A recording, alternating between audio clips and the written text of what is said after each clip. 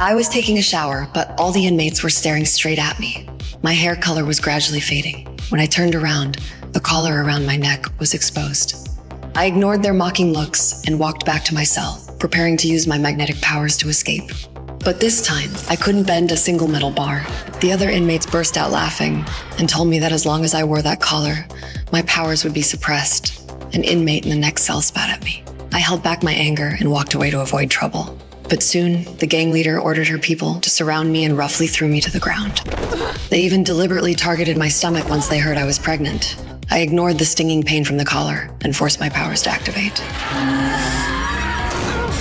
But in the end, only I was dragged into solitary confinement by the guards. For the sake of my unborn child, I still refused to give up. I stared at the iron door, ignoring the collar's restrictions, released my magnetic force again.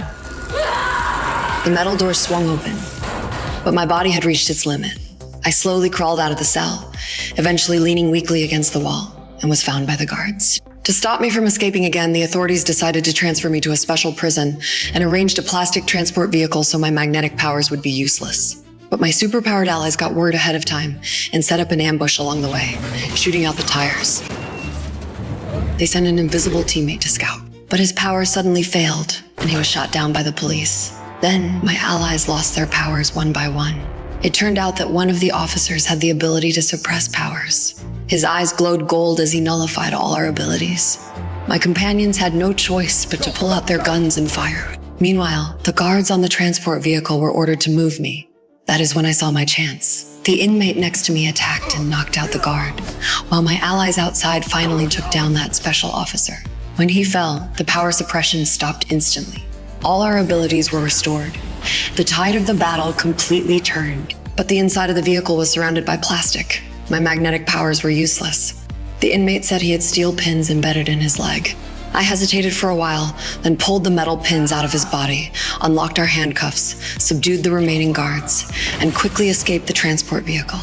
The guards outside kept firing at me, but my power had returned. I just raised my hand and all the guns in the police's hands flew away, leaving them defenseless. My allies drove up to pick us up, and we fled the scene immediately. But before I could even say a few words to my boyfriend, the police chief blocked the road ahead with his men. I got out of the car to face them, ignoring the bullets fired at me, and easily took the chief's gun. I dragged him into an abandoned building, pulled steel rebar from the pillars, bent it into a ring around his neck, making him taste the pain I'd been through. I pressed him for the location of the rest of my captured superpowered allies. He refused to talk, so I had Dreamer search his memory. But the chief had been trained as an agent, and Dreamer struggled to read him.